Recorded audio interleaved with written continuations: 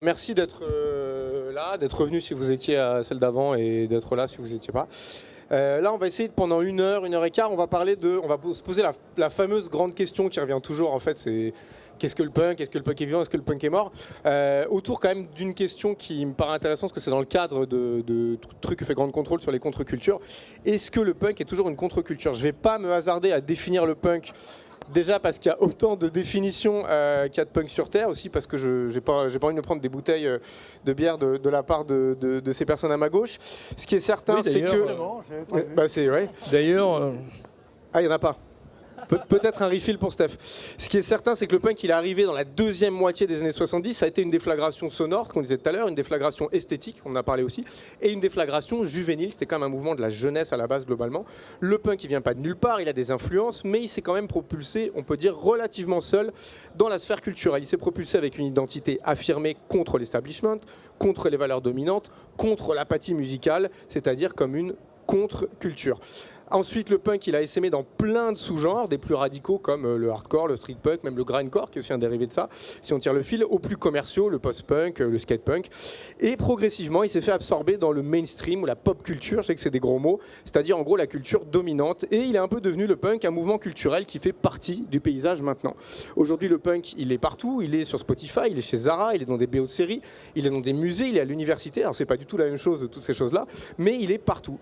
D'où la grande question, est-ce que le punk est un mouvement du passé qui est lié à un contexte historique précis, voilà, c'est fini, ou alors est-ce que c'est une contre-culture qui vit encore, qui alimente des motivations, des musiques, un esprit?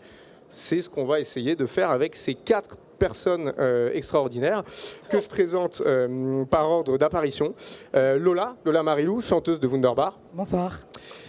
Marsu, fondateur de Bondage Records en 1982, manager de Lucrat Milk, manager de Berrurier Noir. Bon, Bondage, c'était pas en 82, c'était en 84. Mais ah, c'était en 84, pour pardon. une fois, il se rappelle d'une date, c'est bien. Marsu va souvent me reprendre. oui, j'adore. Steph Gotkowski, saxophoniste, mais pas que. Ancien membre des Garçons Bouchers de Pigalle, réalisateur de courts-métrages, de documentaires, romancier, artiste, peut-on dire? Ça fonctionne? Artisan. Et Solveig Serre, qui était là à la table ronde précédente, qui fait le marathon avec nous, merci Solveig, qui est directrice de recherche au CNRS, qui est responsable du projet de recherche PIND, on peut dire PIND aussi.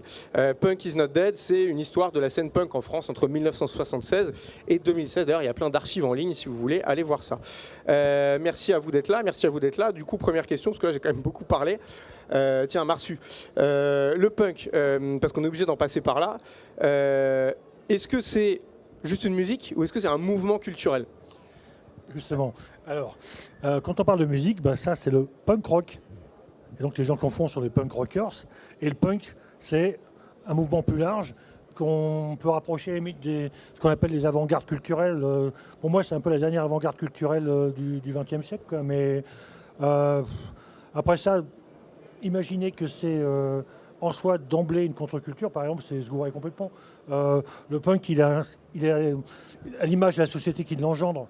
Donc il y a plein de types différents, aussi bien des artistes, il y a quand même, il ne faut pas sous-estimer la part des artistes dans le punk rock original, y compris dans les Américains, dont parlait tout à l'heure notre collègue.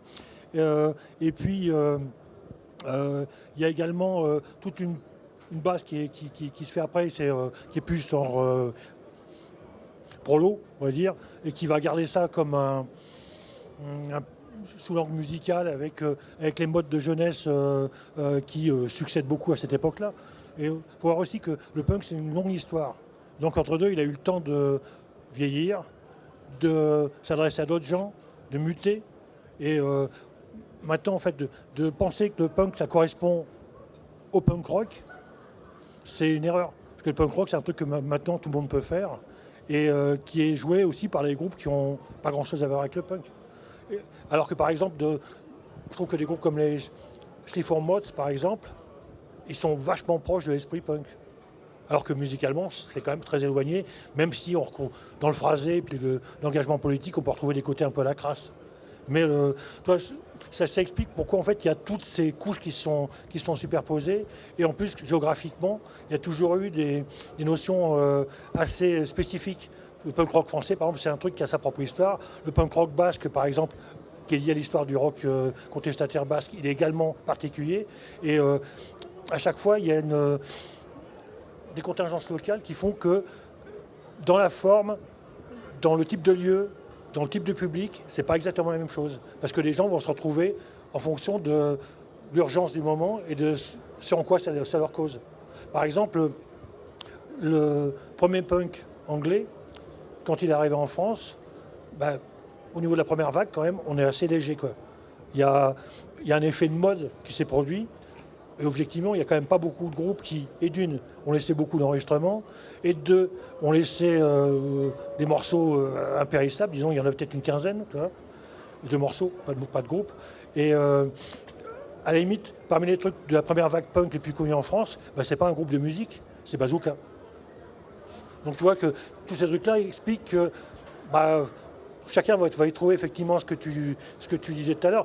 Je vais pas dire qu'il y a juste expliqué, c'est un collectif d'artistes en gros, fin des années 70. En fait, c'est des hippies mutants, grosso modo, qui passent par les écoles d'art et qui font, disons, qui développent une école graphique qui est assez agressive, qui reprend pas mal d'illustrations des médias et qui se trouve quand même assez sur l'esprit du punk dans la mesure où il y a ce côté parodique et ce côté hypercritique de la société. Mais donc pour revenir à ce que je disais avant, dans le punk aussi, maintenant tu vas trouver aussi bien des éléments qui sont contre-culturels, c'est-à-dire des gens qui se définissent comme quelque chose qui est antinomique et antagoniste à la culture dominante, que des gens qui sont des producteurs de musique qui font juste de la pop sous une autre forme, ou encore des gens qui sont dans ce qu'on appelle les subcultures, c'est-à-dire qui sont dans une sorte de communauté qui est inscrite dans la société, qui ne cherche pas fondamentalement à la modifier, mais qui vit selon ses propres règles, avec son propre langage, ses tics de langage également, son look et ses lieux. Ouais, donc en fait, si je tire le fil de ce que tu dis, en fait, il y a aussi ce qui va différencier ou faire en gros l'essence des gens qui font du punk, c'est l'intention qu'il y a derrière. Est-ce que c'est l'intention de s'inscrire contre la culture dominante? Est-ce que c'est l'intention de marcher avec? Est-ce que c'est l'intention de faire son propre chemin? Et en fait, cette musique qui, on l'a dit, est quand même datée dans le temps, aujourd'hui, forcément, il y a une forme de... il y a une perspective qui a changé d'une position de rébellion, elle est quand même passée à une position de transmission. Toi, Lola, t'en fais du punk puisque tu chantes dans Wunderbar. Est-ce que toi, tu te sens appartenir aujourd'hui à quelque chose qui est contre la culture dominante? C'est une grande question, mais c'est quoi la culture dominante? Non, mais c'est quoi la culture? Non, mais bon, après, en gros, est-ce que tu te sens quand tu te fais, tu vois, est-ce que toi tu te sens quand par exemple quand tu chantes dans Wunderbar, ou même la démarche que tu as dans la vie, de qui t'es, de tout ce que tu fais, de voilà ce que tu mais de toi pour les gens dans ton truc artistique, est-ce que tu dis qu'il y a une volonté de s'inscrire contre quelque chose ou pas? Une volonté, je dirais pas ça. Dans les faits, de fait, c'est le cas, parce que je fais partie quand même d'un mouvement qui a été contestataire. Mais non, je passe pas ma vie à me dire, dis donc, qu'est-ce que je suis subversive et qu'est-ce que je suis contre la société. Non, clairement pas. De fait, c'est le cas. Et en fait, je pense que à l'époque où le punk est apparu, personne s'est dit, tiens, là on fait une contre-culture, là on a un mouvement dont on parlera encore dans 30 ou 40 ans parce qu'on a été super contestataire. Personne ne se posait la question et ça s'est fait de manière assez naturelle contre certaines choses, mais je pense que personne ne se posait la question dans ces termes-là à l'époque et que maintenant qu'on est pas mal d'années plus tard et que ça a évolué et que ça a bougé, tu parlais de géographie, de punk selon les pays, mais même il y a eu des mouvements, que ce soit le crust, que ce soit, j'en sais rien, le post-punk, le garage punk, ça a pris plein de chemins différents et du coup c'est devenu une espèce de truc énorme. C'est pas une grosse masse, on peut pas définir le punk en un mot. Il y a eu trop de choses autour, des revendications politiques qui étaient différentes selon les gens, selon les groupes, selon les époques.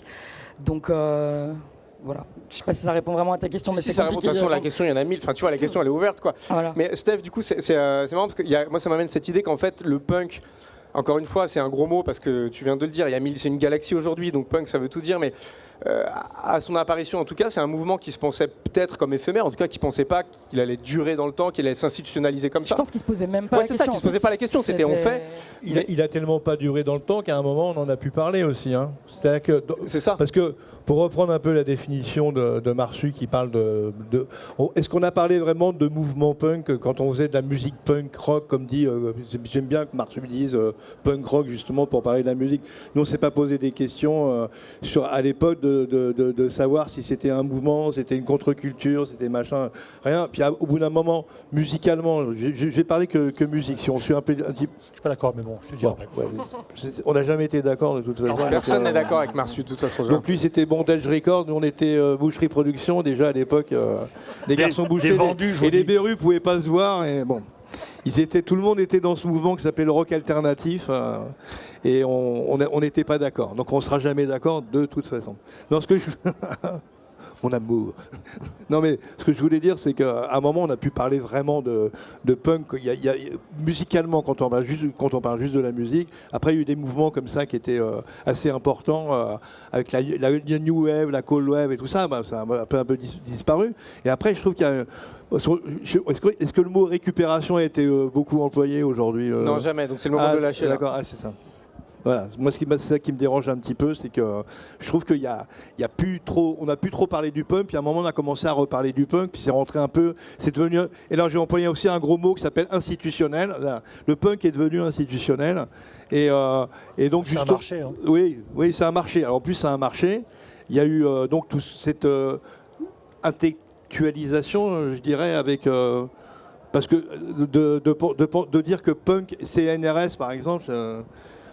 Et pourquoi pas en fait? Oui, oui, bien sûr. C'est marrant parce que ce que tu dis. Et étudier, des choses comme ça, moi ça me. Mais tu sais qu'il y a un truc, il y a le chanteur de Bad Religion qui s'appelle Greg Graffin, qui est lui chercheur en biologie. Un chanteur des Berus, François Guillemot, il est au C'est CNRS exactement ce que j'allais aussi, dire. Et il y a François aussi. Mais du coup, il y a des passerelles. Et lui, Greg Graffin, il a écrit un bouquin là-dessus qui s'appelle Punk Paradox, où il raconte en fait ce grand écart entre être dans un champ, on va dire, d'études qui étudie la société, et un champ punk où il est dans un truc où il fait sans être étudié, et du coup il dit que parfois il en devient un peu schizo. Mais du coup c'est marrant, toi Solveig, tu réponds quoi à ça? Parce que c'est un truc que tu as dû au cours du PIND, tu as été vachement confronté à ça. Moi je réponds que c'est pas une institutionnalisation en fait, parce que d'abord travailler sur ces sujets c'est très difficile au CNRS, c'est pas du tout des sujets qui sont ni bien travaillés ni bien admis.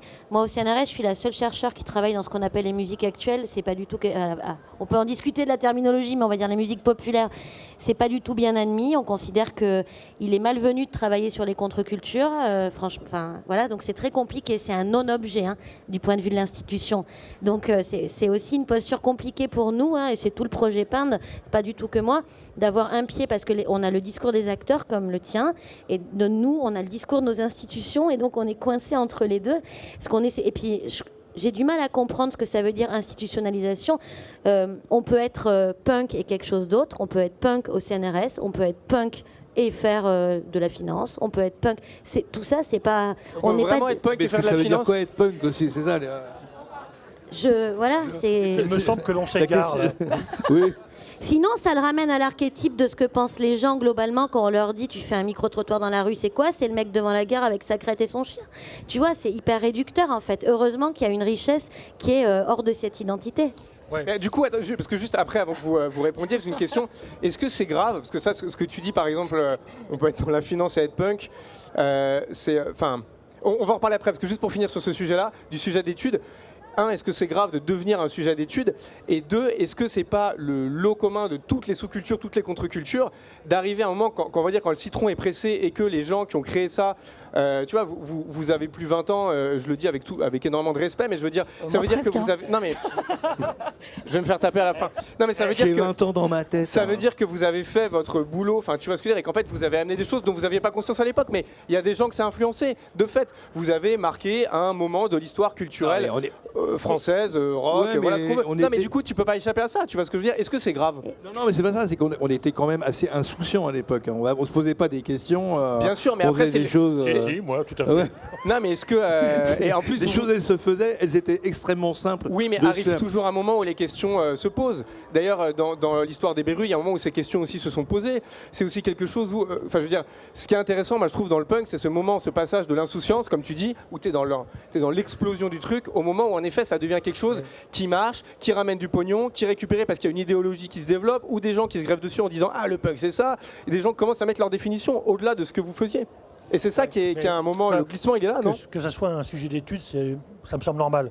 À partir du moment où il y a une communauté qui existe, c'est assez logique que des sociologues s'intéressent à ça. À partir du moment En où il y a fait, on ne le fait pas en un mouvement- sociologue, hein, Martial, on le fait en historien. Non, mais- C'est très différent. Attends, il y a des sociologues qui bossent dessus aussi. Oui, oui. Et, mais pas- donc, bon. Pour ce qui est des historiens, effectivement, il y en a, parce que effectivement, c'est un mouvement qui a un mouvement artistique et social qui a une durée, et donc forcément, c'est intéressant d'un point de vue de l'histoire et du rapport avec la société. Mais il n'empêche que, après ça, il y a le type de regard qu'on peut avoir dessus. Et je pense qu'on est quand même, en France, pas mal à la traîne de ce qui se fait aux États-Unis avec les Cultural Studies, où ça fait, eux, des dizaines d'années qu'ils étudient tous les modes musicaux, toutes les communautés de jeunes, etc. etc. Mais toi, pour reprendre ce que tu disais tout à l'heure, là où j'étais pas d'accord avec toi, c'est qu'au moment où le punk a disparu comme objet médiatique dans toute la presse grand public, il y a d'autres médias qui se sont mis en place, et tout le circuit, donc là je te parle à partir de... Parce que le punk est censé avoir été mort et enterré en même temps que Sylvie Shoes en 78, la réalité c'est que c'était le moment où il était en train de prendre pied dans tous les continents, et qu'à travers des journaux comme Maximum Rock'n'Roll par exemple, c'est là où on a pris conscience qu'il y avait un mouvement punk. Je pense que ce truc-là, peut-être toi, tu n'as pas suivi de ton côté, parce que Bernadette Soubirous, c'était quand même un petit peu éloigné du punk à l'époque, mais il n'empêche que ça existait pour de bon. Et que c'était pas encore une communauté, parce que le terme communauté punk, c'est vraiment quelque chose qui a pris qui est une décalcoménie de ce qui se passe aux États-Unis. Mais malgré tout, il y avait un mouvement. Et ce truc, toi, dans l'exposition qu'il y a eu il y a quelques années à Porte de la Villette, Oui, mais je voulais en parler. il y avait un truc qui était intéressant. Bon, mis à part quelques objets assez rigolos de pochette. Mais il y avait le jukebox avec des groupes de tous les pays. Ça, c'était fascinant de voir que, à partir de 78 jusqu'à 85, ça prend pied partout. Oui, ça prend pied c'est partout, mais avec des formes complètement différentes. Et avec des manières de l'exprimer, et avec des regards qu'on porte sur ces formes qui sont aussi différentes. Non, mais c'est intéressant qu'il développe aussi l'idée de l'internationalisation du punk. C'est vrai qu'on est des fois on est assez fixé sur le fait de parler un peu de la France, et quand on parlait de la France dans les années 80, c'était les Stinky Toys. Le groupe de Lynn, là, je ne sais même plus comment il s'appelle. Bref. Et, les Anglais, les Américains, et c'est vrai que c'est plutôt aussi, il faut aussi parler de ce qui s'est passé dans les autres pays et comment ça se passait. Moi, je suis d'accord avec toi. Je sais que très bien qu'il y a eu quand même le développement par des médias aussi, qui étaient aussi dans notre circuit du rock alternatif, et avec les radios, les fanzines, les machins et tout ça. Donc ça, tu voulais en parler, c'est ça, non? Ouais, c'est ça, parce qu'en fait, non, mais ça, c'est un des sujets aussi. On n'aurait pas tenu longtemps, on ne serait pas développé s'il n'y avait pas eu ces médias, c'est évident. Oui. Ça, c'est sûr, mais du coup, quand on parle de... Vas-y, Lola. Ouais, je voulais juste réagir sur ce truc-là. On parlait d'institutionnalisation et de récupération. Faut pas se leurrer, tous les mouvements, que ce soit contre-culture, sous-culture ou mouvements populaires, peu importe comment on les appelle, qui ont eu l'ampleur que le punk a eu, ont été récupérés à un moment ou un autre par l'industrie de la mode, par plein de choses en fait, que ce soit le hip-hop en France, c'est pareil. Aujourd'hui, ça a été récupéré dans tous les sens. Faut pas se mentir, c'est la vérité. Et dire le contraire, ce serait faux. Après, est-ce que c'est quelque chose à déplorer? Moi, je pense que oui, mais c'est un fait, c'est comme ça et on peut rien échanger en fait. Après, aujourd'hui, on se retrouve à parler de ça et à faire des conférences sur ce sujet-là. C'est une petite conférence, ça va. Non, mais en tout cas, de faire des débats ou de philosopher sur ces questions-là, alors que est-ce que c'est justifié? Est-ce que ça a un intérêt de le faire? On peut aussi se poser la question. Totalement. Est-ce qu'on est une contre-culture quand on se retrouve sur une table avec un public à dire « Ah, qu'est-ce que c'est le punk aujourd'hui ?» On peut se poser la question aussi dans un lieu qui fait pas de punk à la base. C'est des questions qui se posent aussi. Non, mais c'est... Et on laisse pas rentrer les bières. Et on laisse pas rentrer les bières, je peux le dire. Et on laisse pas rentrer les gens avec leur bière. Ça, c'est envoyé. C'est vrai. Non, mais après, tu vois, de ce que tu dis, il y a un... Juste pour revenir au truc du réseau, ce que tu disais, du réseau alternatif qui se développe. Ça, pour le coup, parce que si on revient à la question qui est posée, est-ce que le punk est une contre-culture encore aujourd'hui? Il y a quand même un héritage du punk dans la scène américaine, c'est particulièrement vrai, notamment avec la scène hardcore, mais en France aussi, c'est qu'il y a un réseau alternatif qui s'est créé. Vous en avez été les pionniers. Il y a une manière différente d'aborder la scène aussi, l'industrie musicale. Ça va être des salles, des tourneurs, des affiches, des billetteries, des labels, des pochettes de disques qui sont créées en indé. Et ça, pour le coup, c'est des structures qui ont perduré et c'est une manière de faire de la musique, alors peut-être plus du punk, mais de la musique alternative aujourd'hui qui existe et qui s'est développée en France grâce au punk. Du coup, il y a quand même aujourd'hui, on peut dire que ça, c'est un des héritages du punk sur le territoire français, peut-être, non? Enfin, toi, je sais pas, quand vous tournez... Ouais, pour moi, un des trucs principaux, parce que le punk, comme je disais tout à l'heure, a pris plein de formes, a eu des revendications politiques différentes à certaines époques. Pour moi, le plus important, c'est le DIY, c'est de faire les choses nous-mêmes. à notre façon et en dehors des circuits institutionnels, ou en tout cas de faire les choses, peu importe les moyens qu'on nous donne de les faire. Donc d'organiser des concerts dans des squats, d'avoir des labels indépendants ou de sortir des disques pirates, peu importe la façon, mais pour moi c'est assez central dans la manière dont je vois le punk en tout cas aujourd'hui, et qui pour le coup est resté un peu au fil des époques, j'ai l'impression, sous des formes différentes, mais c'est hyper important pour moi, ouais. Je pense qu'il y a un problème aussi qui est le fait que systématiquement ça se régénère. Donc quelque chose qui, à un moment, était underground, entre guillemets, était censé être contre-culturel, etc., 10 ans plus tard, ça a un grand succès et puis c'est devenu un marché. Et par exemple, le développement de la scène française, qui a pu se développer, se faire par le biais des SMAC, par exemple, les SMAC, autant au départ, c'était une demande du public, genre on veut des salles de concert pour pouvoir voir le groupe. Maintenant, c'est devenu des choses parasitaires qui n'ont plus du tout les pieds sur terre, qui sont carrément hors sol. Et là-dessus, tu as un dévoiement. Et du coup, systématiquement, les gens, ils sont obligés de réinventer d'autres solutions pour se démerder, pour faire les choses par eux-mêmes et avoir prise sur ce qu'ils créent.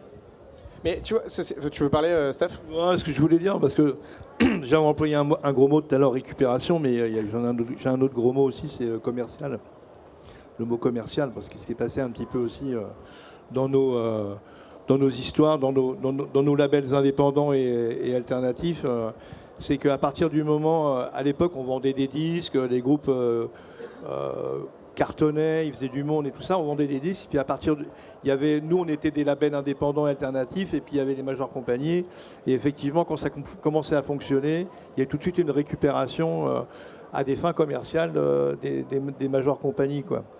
Et là, effectivement, si on emploie le mot contre-culture, on se retrouve complètement dans un truc, le mot commercial qui... Mais c'est comme tout, c'est ce que je disais tout à l'heure en fait. Oui, N'importe mais... quoi qui marche à un moment donné, où des gens vont voir qu'on peut faire de l'argent avec, ils vont le faire. Et c'est pas forcément les gens qui ont créé ce mouvement et qui ont été à l'origine de cette énergie-là, mais ce sera toujours le cas. Mais justement, est-ce que sur le punk aujourd'hui, on n'est pas arrivé au point où en fait... on peut se libérer de cette pression, parce que ce débat, en effet, avec tous les gros mots, je les cite, récupération, commercial, se vendre, c'est un débat qui a de votre époque, mais qui a irrigué aussi tout le punk des années 90. C'était, moi j'ai 39 ans, donc je suis né en 83, j'ai grandi avec ces groupes-là, qui étaient d'abord américains et puis même français, qui étaient sur des labels indés, surtout américains, et qui après passaient sur des gros labels ou des grosses structures qu'on traitait de vendus, dont on arrêtait d'aller au concert, d'acheter les cassettes ou après les CD, c'est tout ce truc-là. En fait, aujourd'hui, moi, j'ai l'impression, je sais pas Solveig ce que t'en penses, et après vous tous, mais que le punk c'est une musique qui a tellement été récupérée par ce gros mot qu'est la pop culture, le punk il est partout, qu'en fait ceux qui font du punk aujourd'hui, ils ont lâché cette idée. Je pense qu'aujourd'hui quand tu fais du punk, tu sais qu'en 2023, ça ne vendra pas, ça ne marchera pas, le punk ça vend plus comme il est fait, alors que vous à votre époque, il y avait ce truc où vous avez été rattrapé malgré vous par ce truc-là. Est-ce que Solveig, toi dans l'évolution que tu as vue juste entre 76 et 2016, il y a t'as un regard là-dessus sur le rapport qu'ont eu les punks au fait d'être commercial. Est-ce que maintenant c'est fini ce truc-là, tu vois, cette tentation haine du commercial? Je vais faire comme les politiques, je vais répondre par une autre réponse à la question, par une autre question. Je dirais d'abord que les mots, je pense qu'ils n'ont pas tout à fait le même sens. Donc là, je comprends que c'est pour le jeu de mots Underground Control. Pour moi, c'est pas tout à fait pareil une sous-culture qu'une contre-culture ou une culture contre. Voilà, ça n'a pas le même sens en fait. Définissons-les, la différence entre sous-culture et contre-culture. Non, mais ça dépend aussi. Alors l'anglais a ça d'agile, que ça regroupe pas les mêmes choses, mais je pense que le punk c'est une culture contre quelque chose. C'est ce que disait Marsu, en fonction de la société et des époques, c'est contre quelque chose et ça évolue. Et je suis pas tout à fait d'accord avec ce que tu dis, Lola, sur on peut le déplorer que ça soit récupéré, mais en réalité ça prouve quand même la force de ce mouvement. Toutes les contre-cultures sont pas récupérées à ce niveau-là.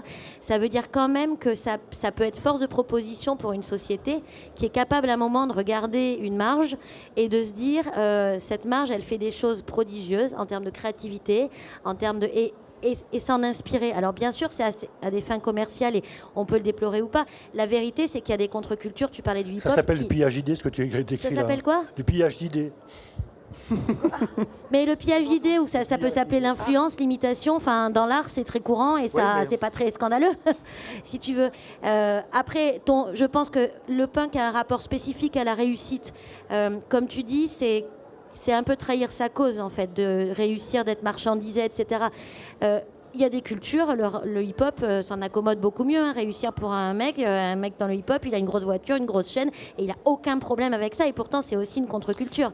Donc, Attends, le problème qu'il y a eu avec la réussite, ça n'a pas été le fait que des groupes aient du succès, parce que les groupes anglais ou américains, y compris qui avaient signé sur les majors, ça ne les a pas empêchés d'avoir du mais public. parce que l'Angleterre avait un autre rapport aux majors. L'Angleterre, eux, ce qu'ils voulaient, les musiciens, c'était intégrer des majors pour les corrompre, là où la scène alternative a choisi d'évoluer à côté. Oui, puis les aussi plus gros après, labels parce qu'en indépendants France, étaient anglais quand même. Hein. Comment Les plus gros labels indépendants pendant très longtemps étaient anglais. Oui, mais après, Et, c'est ce que tu disais aussi tout à l'heure, Martu, c'est qu'en fait, en fonction des pays, le punk français s'est pas développé de la même manière sur la même base que le punk anglais ou américain. Et c'est ce qu'on disait tout à l'heure, oui, quand tu as un groupe,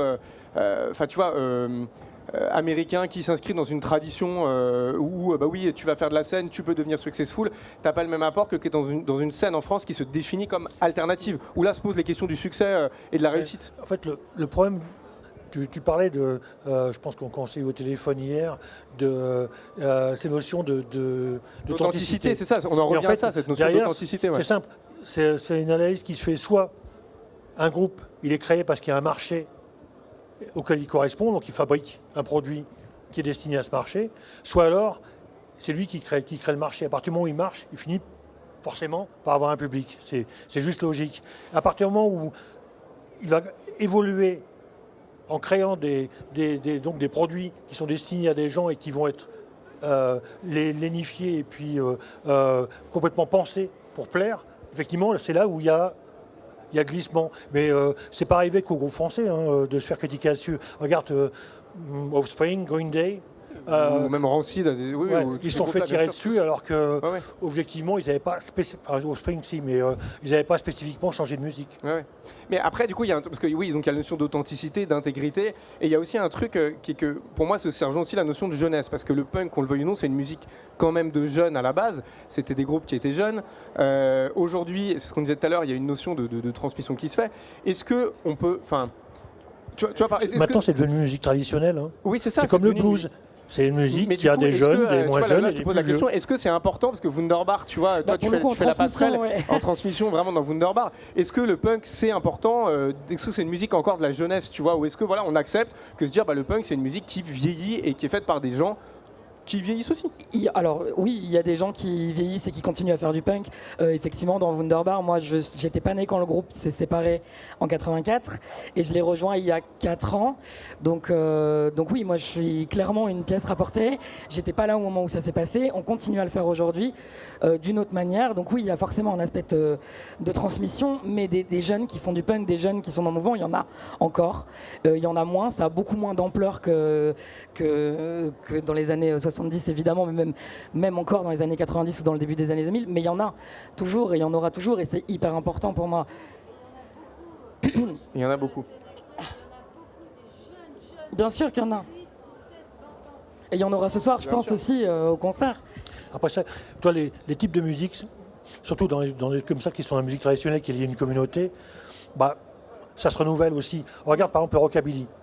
C'était enterré complètement, les Stray Cats sont arrivés, boum.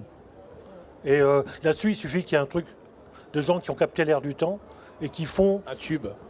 Oui, un tube par exemple. Mais effectivement, quand on parle des années 90-2000 avec le punk californien et le skate punk, il y a des hymnes, est-ce que c'est des hymnes et puis des tubes mais punk. Après, tu vois, il y a ce truc et ça rejoint la notion d'authenticité dont tu parlais, dont on a parlé aussi parce qu'on s'est parlé avant avec Solveig, ce truc d'authenticité. Il y a le punk globalement, il y a un mot qui j'espère mettra tout le monde d'accord ici, c'est une musique de la colère.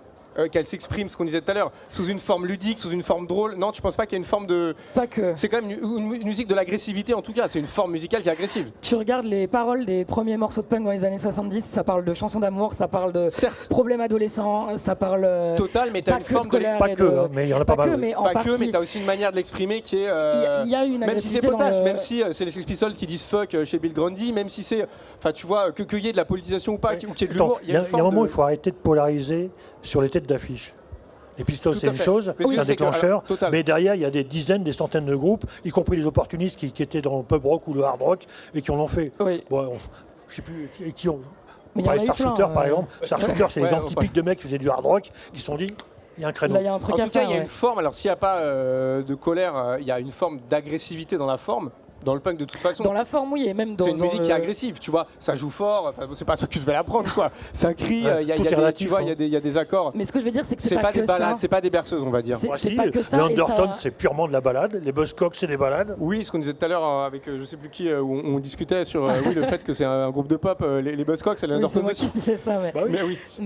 Mais même, en fait, ça parlait de problèmes purement. Donc le punk n'est pas concrets. une musique agressive pour vous. Bah, pas que, en tout cas, ça parle Non, pas pas de. que, c'est- mais, c'est pas- Certains groupes rentre le sont, dedans. d'autres moins. Enfin, ça, c'est une question de tout est relatif, quoi, c'est tout. C'est Et- sûr que quelqu'un qui a écouté que du Stone et Chardin toute sa vie, bah, il va entendre un petit truc qui fait du rock, ça va lui Non, péter mais les oreilles. c'est vrai. Par Alors, contre, si tu as écouté du death metal toute ta vie, tu vas trouver ça super gentil. Oui, le sachant punk. que quand le punk est arrivé, le death metal Non, il y a- n'existait pas. Mais... je vais donner peut-être comme Lola mon ressenti en tant que elle comme chanteuse, moi en tant que musicien. Par exemple, dans notre répertoire, quand on avait des morceaux, alors moi j'ai employé le mot rentre dedans. Dans notre répertoire, quand on avait des morceaux qui étaient rentre dedans, tu rentrais dedans, quoi. Donc effectivement, toi, en tant que musicien, ou alors nous par exemple, moi je faisais des chœurs. Et c'était, on disait, on fait des voix gutturales, quoi, tu vois. C'est-à-dire, on n'est pas dans le côté avec des petites voix. Hein. On était rentre dedans. C'est vrai qu'en tant que musicien, tu ressens un truc où effectivement, je rejoins ce que tu dis, où tu Oui, donnes il ton faut corps, tu une donnes- présence, quoi. t'es à fond, quoi. Vous faisiez exprès, c'est pour ça. Ah oui, mais moi j'ai une question à poser parce que là, dans le débat d'aujourd'hui, là, contre-culture, parce que là, on est quand même des gens du monde de la musique, tous les trois, surtout. Et voilà. Où ça Solveig et moi sommes des- est-ce que tu voulais, est-ce qu'il était question, par exemple, d'étendre l'histoire est-ce que c'est encore une contre-culture à tous les autres ingrédients, arts qui existent Bien sûr, ça on en a parlé tout à l'heure, ouais, mais tout est ouais. possible. Enfin, tu vois, il n'y a pas de règle. Non, hein, parce que là, on est par pour exemple, parler. moi je suis devenu technopunk maintenant, hein, parce que j'habitais à la campagne, dans l'Allier, et il y a un bouquin qui était sorti sur le jardin punk. Ça, c'est intéressant aussi, quoi. Et moi, un bouquin de recettes. Mais Ouais, est-ce que là, on peut pas te répondre ce gros mot d'institutionnalisation ou de récupération C'est justement, quand j'ai vu, alors j'ai pas lu le bouquin, hein, mais bon, peut-être que moi, quand comme on fait un peu de l'agriculture maintenant, effectivement, on fait peut-être des jardins punk, je me rends pas compte et je sais pas ce que ça veut dire non plus. Et j'ai pas lu le bouquin, donc je sais pas. Moi, je suis aussi dans le monde du vin. Je suis dans le monde du vin et dans le vin Dans le vin naturel, punk. plutôt dans le vin naturel, donc. Puisque tout à l'heure, vous avez parlé de bio et des choses comme Ouais. ça. Et dans les vins nature, c'est très bio. Il n'y a pas d'intrants, il n'y a pas de sulfite, il n'y a pas de choses qui font du mal. Et il y a Là, on s'éloigne du et débat, on mais parle c'est de C'est une intéressant. séquence de publicité. on parle de vignerons en contre-culture. Il y a toujours le mot culture en plus, que de toute façon, les vignerons sont aussi des agriculteurs. Mais on parle des viticulteurs. On parle aussi de vin punk aussi. Ça, c'est vachement intéressant aussi, le vin punk. Notamment, il y avait un mec qui était bassiste en plus dans un groupe de punk dans la Loire. Il s'appelle Pascal Simoniti. Il avait fait un vin, il avait repris la pochette des Sex Pistols. Et ça s'appelait, son vin, il s'appelait On s'en bat les couilles. Et alors, effectivement, quand tu bois du vin naturel, alors est-ce que c'est de la contre-culture? Eh ben, tu as l'impression, à un moment, ça rejoint un peu la musique aussi. T'as vraiment l'impression de boire des vins punk, quoi. C'est ça, c'est-à-dire que c'est assez agressif. Non, quoi. mais c'est En qu'on tout aurait dû cas, faire le truc qui on aurait travaille dû- le truc. on aurait dû faire une dégustation de vin en même temps. J'aurais dû en amener. On aurait bu du Dommage. on Bah, par s'en contre, bat les déjà qu'il y couilles. avait et bien puis on aurait- Ça doit ça aurait été changer parfait. du pour, bar. pour, on avait pas pour pensé à regarder ça. un petit peu sur ce truc de contre-culture et de. En fait, moi, quand je vous disais, je pensais quand je disais naïvement que le punk était une musique agressive, j'allais avoir des oui et j'ai eu des non, mais tant mieux. Tu vois, l'idée, c'est qu'en fait, quand le punk est arrivé, il y avait quand même une forme d'agressivité dans la forme ou de différence par rapport à ce qui se faisait avant. Comme le death metal n'existait pas. C'était des guitares quand même saturées, non? Pardon, ouais, si je peux Vas-y, répondre à vas-y, ça, vas-y. c'est. Il y avait On déjà peut le dire hard qu'il y a rock une- quand qu'il y a même. une forme de violence, Oui, mais c'était peut-être pas d'agressivité. C'est-à-dire que Asdes. ça parlait de sentiments, de trucs hyper simples en fait, de trucs de la vie de tous les jours, et forcément avec une certaine violence parce qu'on le lâchait comme ça. Enfin, qu'il le lâchait comme ça, j'étais pas là, mais. Et effectivement avec une version du rock'n'roll un peu plus, on peut dire agressive, rapide, en tout cas. plus rapide, etc. Donc une certaine forme de Frénétique. violence certainement. D'agressivité, pas forcément, j'en sais rien, mais. Non, mais c'est pas dire que c'est violent, mais oui, il y avait cette forme voilà.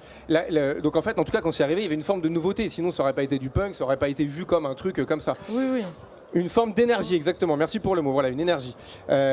Cette énergie, du coup, après, tu parlais de Offspring, de Green Day, elle est devenue commerciale. Il y a eu plein de choses. Elle a pris plein de champs. Vous l'avez tous dit différents, dans plein d'univers différents. aujourd'hui, est-ce que le fait que cette énergie, là je me tourne vers toi Solveig, elle soit hyper connue de tous, qu'elle soit acceptée, récupérée, institutionnalisée, est-ce que ça enlève quelque chose au punk d'aujourd'hui? Après Lola, c'est une question qui, tu vois, mais Il faudrait quand même sortir de l'entre-soi, si tu veux. Quand tu dis qu'elle est acceptée de tous, c'est pas parce qu'il y a 3 musiques de pub qui utilisent du punk, si tu veux. non, mais et aujourd'hui, qu'il le y punk, tout le a monde sait quelques ce que personnes. c'est. Aujourd'hui, ce que je veux dire, que la musique majoritairement diffusée à la radio aujourd'hui, c'est une forme de rap ou majoritairement écoutée sur les plateformes où tu vois avoir des BPM rapides, une forme de violence, un truc comme ça fait partie du paysage. Je veux dire, aujourd'hui, tu fais écouter un gamin de 17 ans qui se bute à la drill, tu lui fais écouter un titre même de Wunderbar. Bon, ça va pas le choquer. Tu lui fais même écouter du grindcore, il va dire oui, ok, d'accord. Tu lui fais écouter de la oi, il va dire oui, il y a un délire. Mais tu vois, il y a moins ce truc de. Je suis pas sûr ça. Pour le grind, peut-être pas, et la oi, ouais. Mais non, mais ce que je veux dire, c'est qu'en fait, tu vois, aujourd'hui, on est dans une époque où on s'est habitué à une forme d'énergie, pour reprendre ton mot, ou de violence, d'agressivité sonore. Le punk, c'est plus une nouveauté. Est-ce que ça, c'est pas ce qui contribue aussi à faire que, bah voilà, aujourd'hui, quand on fait du punk, c'est plus une contre-culture, quoi. Je sais pas, moi je pense que pour le coup, c'est ce que disait Ça peut aider à Laurence. faire dodo, hein. Si, je pense qu'il y a, en fait, c'est une contre-culture parce qu'il y a encore des groupes punk, des jeunes qui perpétuent différemment aussi, ils sont moins visibles. Il y en a beaucoup, mais ils se cachent, enfin, c'est pas qu'ils se cachent, mais ils jouent dans des lieux moins visibles. Il y a toujours un circuit dans qui des- existe. Il y a un circuit qui existe. Il y a Ouais. des gens qui sont Je vais actifs un peu finir, partout. Ouais, non, mais Solveig. enfin, je suis plutôt d'accord. Je pense que non, il y a différentes manières de se renouveler en tant que contre-culture.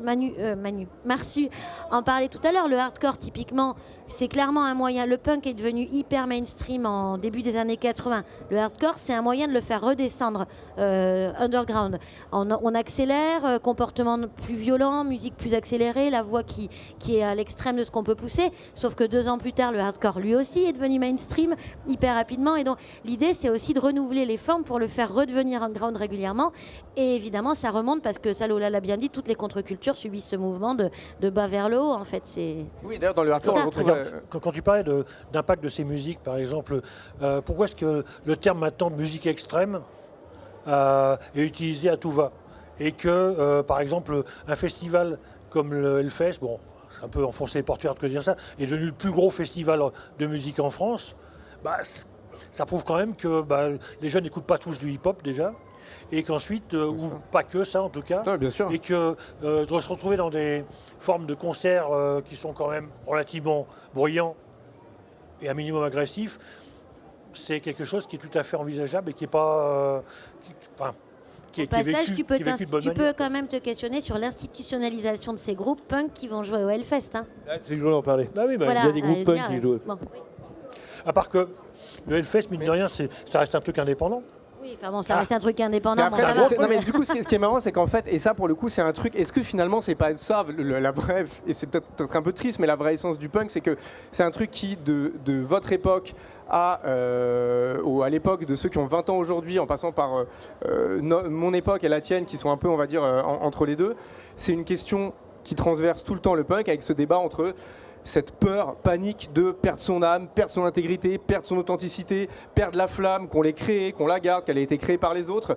Est-ce qu'au final, c'est pas ça? Enfin, tu vois, j'ai l'impression, moi, que c'est l'espèce d'épée qui pèse sur la tête de tous ceux qui, à un moment, veulent faire du punk de quelque manière que ce soit en aidant, en faisant la musique, en tant que tourneur. On parlait du réseau associatif tout à l'heure. Est-ce que c'est pas ça, en fait, Les gens Tu qui vois, font du punk, ils se posent pas ces questions-là en fait. Moi, j'en connais qui s'en posent, mais qui se la posent. Enfin, mais- j'ai l'impression, je parle de façon très égocentrée, mais dans les milieux dans lesquels j'ai évolué, dans les concerts que j'ai pu organiser, dans les choses comme ça, on s'est pas dit, oulala, faut qu'on fasse attention à Non, pas. mais bien sûr, pas comme ça, mais. Non, mais de façon, évidemment pas aussi concrètement que ça, mais je pense que c'est pas des questions qu'on se pose en fait. On fait les choses comme on a envie de les faire, comme on peut les faire.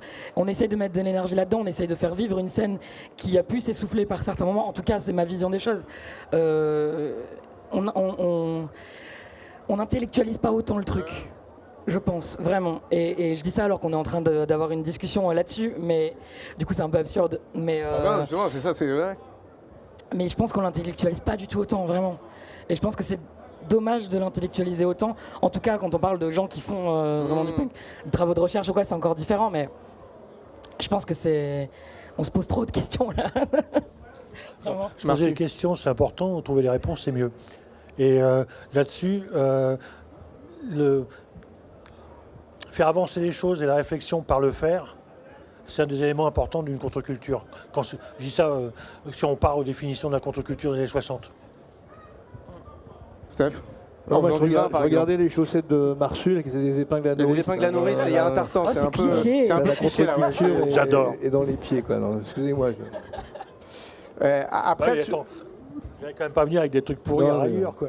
pourquoi Non, mais moi, pas je me suis pas regardé devant la glace avant de venir. J'ai entendu le mot Pierre Palmade, mais Quoi? quelqu'un a dit Pierre Palmade là. Qui? Qu'il se dénonce. J'ai pas compris la vanne, là.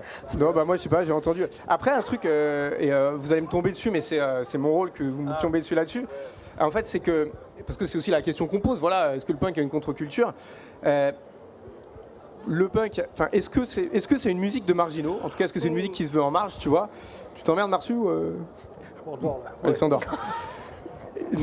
Tu peux partir hein, si tu veux aller boire une bière ou te reposer. Ah tu sais, oui, je veux bien boire une bière. tout est libre. Ouais, Si c'est quelqu'un a vrai. une bière. Non mais tu vois, est-ce que vous diriez que c'est une musique parce que c'est aussi le mot contre-culture, il y a le mot marge, c'est le mot, je sais plus qui de vous deux a employé le mot marge tout à l'heure hein, entre Steph et Marsu. C'est moi. Ou c'est toi, pardon, c'est Solveig. Est-ce que vous diriez que c'est une musique de marginaux? Est-ce que c'est une musique qui est faite par des marginaux ou qui a été faite par des marginaux pour des marginaux? Est-ce qu'elle est C'est encore pas la marginale? question de... Je sais pas, est-ce qu'on- Oh, c'est beau, Ah, un sauveur. Merci. c'est beau. Je pense que c'est De pas... marginaux, c'est non, pas à ce la qui, marge, oui.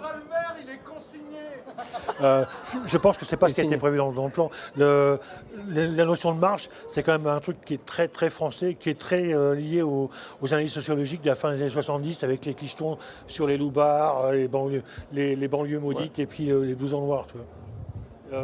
Je pense que d'un point de vue anglo-saxon, peut-être le punk est fait par des hautes castes, des gens qui sont hors de la société classique, mais c'est quand même pas censé être marginal. Moi, je te répondrais. Voilà, nous, notre réponse par rapport à notre démarche, si on peut employer ce mot-là, avec les garçons bouchés, c'était déjà. On évitait un peu d'employer le mot alternatif, on employait plutôt le mot indépendant. Et on était. Tu m'étonnes. Et donc, justement, par rapport à monsieur et ses acolytes, on était dans une démarche populaire.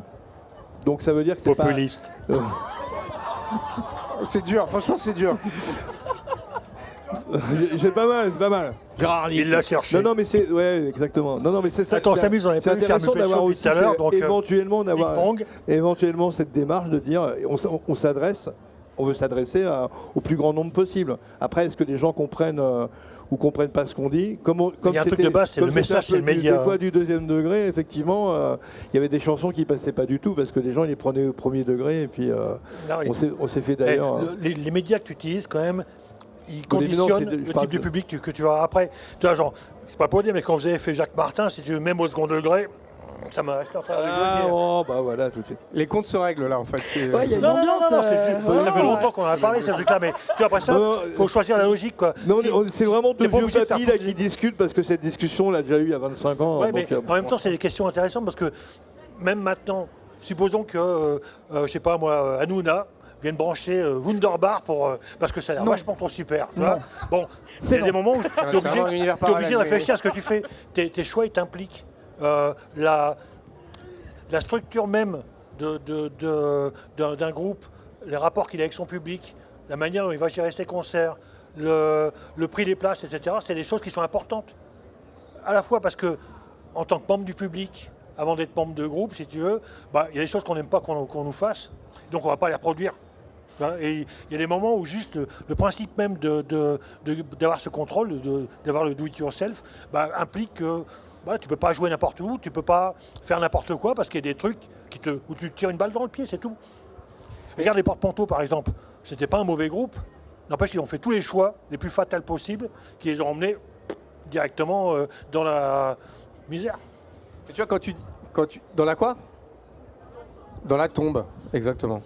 Ouais, enfin, ils ont commencé par dégringoler avant de tomber dans. Non mais tu vois, quand tu dis pas faire n'importe quoi, il y a un mot aussi, parce qu'on est on jette des grands mots comme ça, et des gros mots, comme tu disais Steph tout à l'heure. J'ai jeté un gros mot qui est le mot de code. Tu faisais une blague sur les chaussettes de Marsu où tu as des épingles à nourrice, tu as le tartan. Bon, c'est du millième degré. C'est fait pour, ça fait partie du délire, c'est ton identité aussi, voilà, etc.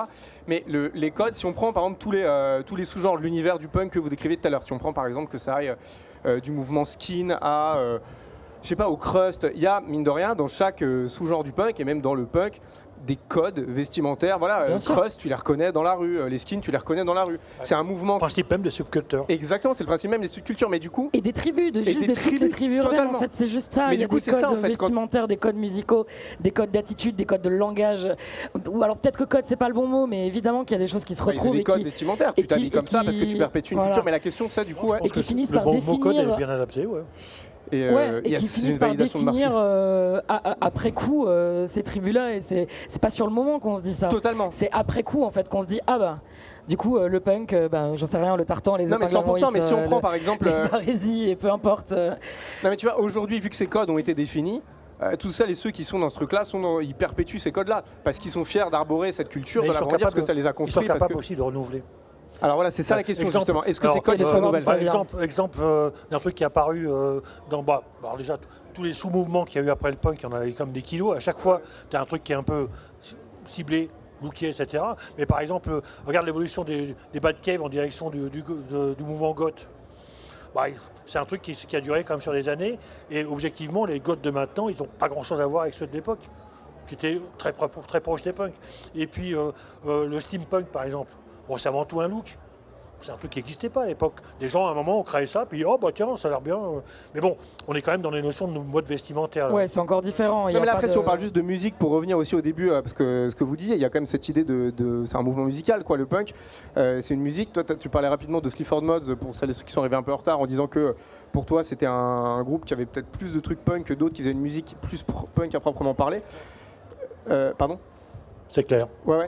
Mais du coup, il y a cette idée en fait que, parce que c'est aussi quand on pose la question, est-ce que le punk a une contre-culture, est-ce que cette musique, elle se renouvelle aujourd'hui? Toi Lola, tu es d'accord avec ça pour dire que cette musique, voilà, il y a une forme de renouvellement, que ce soit par les sous-tribus ou... Oui, du renouvellement, il y en aura. Est-ce que tu es prisonnier dans tu vois, 3 accords on reste en disant qu'il y a des bases qui restent et qui font qu'on a continué à appeler ça du punk en fait. Forcément, si tu fais quelque chose de complètement différent, ça aura un autre nom et ce sera autre chose. Donc il y a des bases, mais oui, ça se renouvelle avec les gens, avec les nouvelles énergies, avec les nouvelles idées, évidemment. Heureusement qu'il y a des nouvelles personnes, ou alors il y a même des jeunes qui viennent et qui font exactement le même punk que dans les années 80.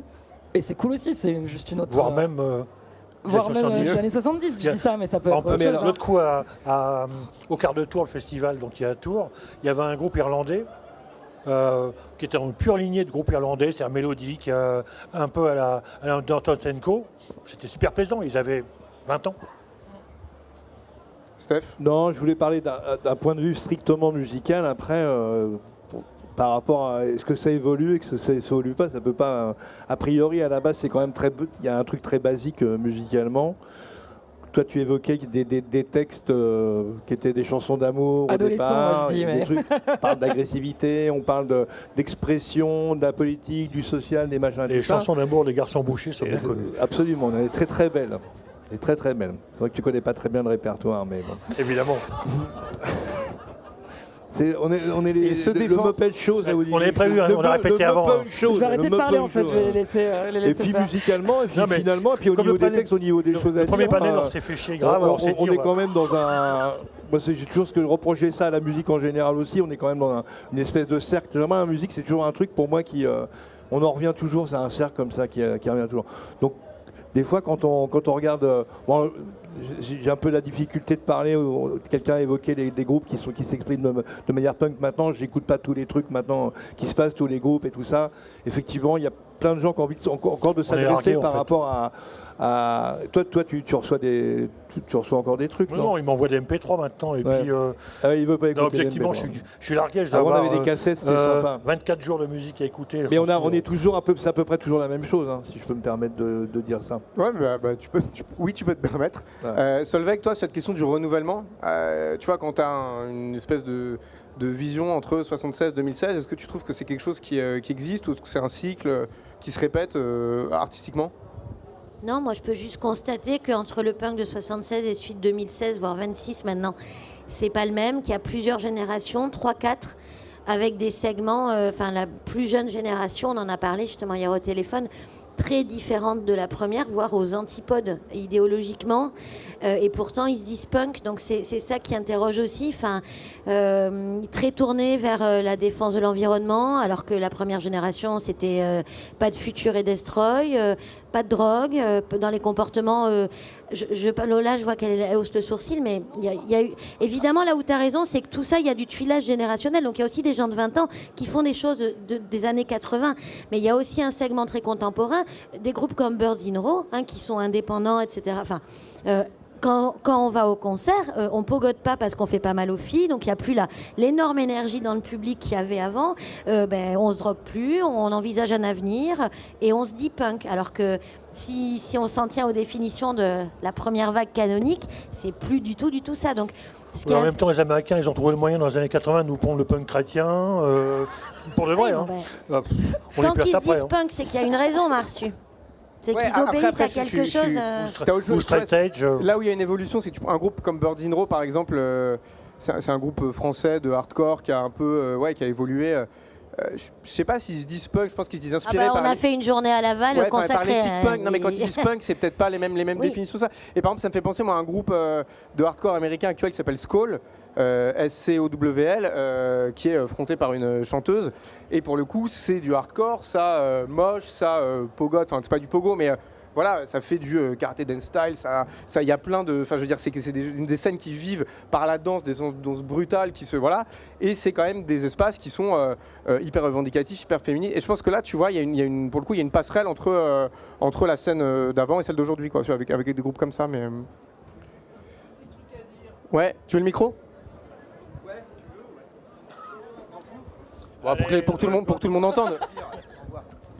Quand tu parlais du no futur au début, c'était pas une idée du punk de dire que si la société continuait comme ça, il n'y aurait pas d'avenir et qu'on allait droit dans le mur. Et donc une dénonciation du fait que la société allait se décréer de manière à nous envoyer tous, mais carrément dans le plat. De manière encore plus simple, il y avait on pense pas à demain et on vit juste l'instant présent, point barre. Juste d'ailleurs, ça c'est le thème de la chanson Raya de Wunderbar que vous entendrez tout à l'heure. Moi j'allais pas le dire, mais je l'ai pensé. C'est vrai que moi c'est un des trucs qui me va toujours faire brère sur l'interprétation que les gens de la chanson Épistose. Ce qu'ils disent, c'est il n'y a pas de futur pour le rêve anglais. Texto. Et il n'y a pas de futur pour toi, il n'y a pas de futur pour moi. Oui. Donc c'est vraiment, on arrive dans le mur. Voilà, merci. Allons-y tous ensemble en buvant le vin de Steph, quoi. Ça me paraît une bonne manière d'aller dans le mur. T'aurais dû en amener.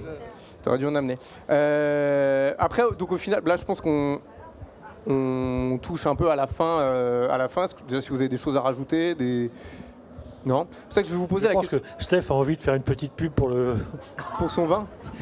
Pour les garçons bouchés. Non, mais je vais vous poser la question. Il fait son salon des vins ici, il faut venir. Jamais. Même après leur mort, je pense. Son salon des vins, tu fais ici. Attends, c'est important.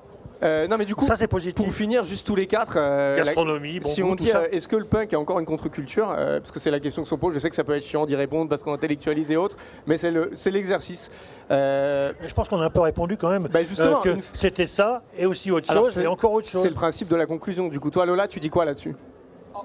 En une phrase? Non, tu t'en fous. 2 phrases, 10 phrases, mais juste... Oui, tant qu'on continuera toujours à faire des choses par nous-mêmes dans nos lieux et dans nos squats et de notre manière à nous. Voilà. Marsu? Ça me semble parfait. Steph? No comment, c'est ça? Non, mais... Non, c'est ce que c'est encore... Voilà, c'est la grande question. Non. Bonne réponse. Solveig? Oui, et c'est le point de vue de l'institutionnalisation qui parle. C'est que l'intérêt, c'est de ne pas oublier aussi l'importance qu'ont les contre-cultures dans une société à une époque où on l'oublie facilement et où on a tendance à ne plus considérer ses marges. Voilà. J'ai un petit truc que je Marsu. n'avais pas pu passer tout à l'heure. C'est, on n'a pas insisté assez quand on parlait des types musicaux qui correspondent au punk Ouais. rock, sur l'influence que le punk rock a exercée sur d'autres domaines musicaux. Par exemple, parmi les mecs qui ont monté le hip-hop en France, par exemple, et Don Match, qui doit être quelque part par ici, est On un le voit. illustre représentant. Quand je l'ai connu, il faisait de la radio libre et passait des groupes de rock alternatif. Et il y a quand même pas mal d'autres gens de cette époque qu'on a retrouvé après ça dans la techno, dans l'électro et dans plein de types de musiques différentes. Comme quoi, cette énergie, en fait, elle a réussi à insuffler une vision, une autre manière de faire les choses. Il y a toujours eu des ponts entre tous les mouvements alternatifs d'une manière générale, de toute façon. C'est sûr. Au débat tout à l'heure, j'ai entendu un mot que j'aime bien et qu'on n'a pas réemployé à ce débat-là, c'était nihilisme. J'aime bien ce mot nihilisme parce que ça fait partie de la culture punk, non, contre-culture punk. Employons le nihilisme, voilà. Ce sera le mot de la fin du coup. Marxiste et nihilisme d'ailleurs. Oh, c'est un jeu de mots. T'as eu un rire de Marsus. C'était vautré là. Merci beaucoup. Non, Vous c'est un rire avez des sardonique. questions, il y en a qui ont des choses à dire, un jeu de mots à faire, une pub pour un vin ou.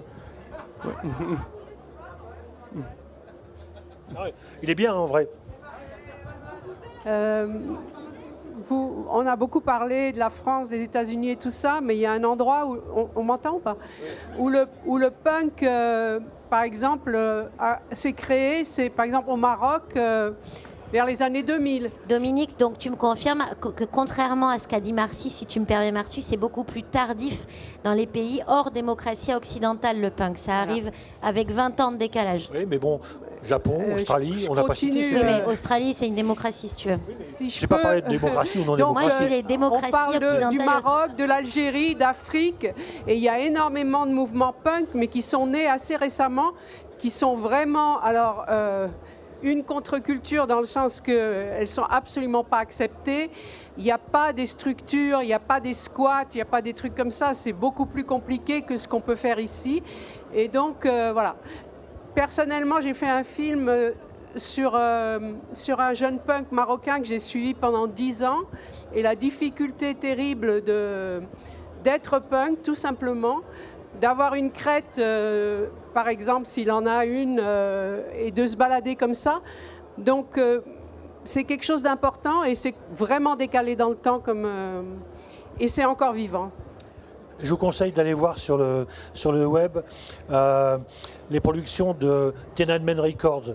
Tiananmen comme la place, Records, c'est un label qui est fait par un pote qui s'appelle Lucas, qui est un gars qui est un ethnologue qui a bourlingué tout autour de la Terre. Et en fait, il a sorti plein de disques, alors ça va de 45 tours jusqu'à des albums, de groupes qu'il a été rencontré en Iran, en Afrique, en Asie, en Arménie, en Turquie. Et à chaque fois, des trucs super intéressants et de vachement bonne qualité. Par exemple, c'est un des gars qui a révélé le punk rock thaïlandais.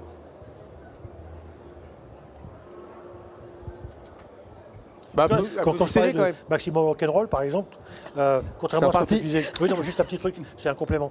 À l'époque où Maximum Rock'n'Roll était un peu la bible du punk dans le monde, on adorait lire toutes les news qui correspondaient à des scènes locales. Et à chaque fois, tu en avais des centaines, carrément, dans des bleds totalement improbables. C'est vrai qu'après même, bon après on peut durer des heures, mais c'est vrai que même en Asie du Sud-Est, par exemple si on prend le hardcore qui s'est développé quand même globalement récemment, enfin ouais, fin 90, début 2000, c'est pas du tout la même notion de contre-culture. Il y a des notions où on met beaucoup plus que juste... Oui, même le street punk dans les pays d'Asie, c'est beaucoup plus, ça prend plus la forme de street punk, voire de crust punk. De crust, de grind aussi. Ça prend d'autres formes. Nous, forcément, on parle beaucoup de la France et des pays qu'on connaît parce que c'est ce qu'on connaît. Et voilà, on va pas parler de pays où on n'est jamais allé, où on connaît pas la scène. Plus que ça, donc ça me semble logique. Punk en Chine, j'ai un copain qui travaille dessus, c'est pas exactement pareil qu'être punk sous Giscard. Bien sûr, non, mais c'est évidemment d'autres façons de voir les choses et un mouvement qui a une ampleur différente, ce qui est totalement logique. Avec mon collectif qui s'appelle le Collectif Contre-Culture, Pub, on fait un concert le deuxième dimanche de... Non, c'est à Paris. On fait un concert le deuxième dimanche donc de mars et on avait fait passer un groupe comme ça de Népalais, de punk rock. Voilà. Et ben, on finit sur le Népal, du coup. On a fini la dernière conférence sur les tubes de colle à sniffer. Là, on finit sur le Népal. Vous en tirez les conclusions que vous voulez. Il y a des concerts. Il y a Breakout qui joue à 20h. 20h et Wunderbar qui joue à 21h. Incroyable. Merci beaucoup. À tout à l'heure en musique, quoi.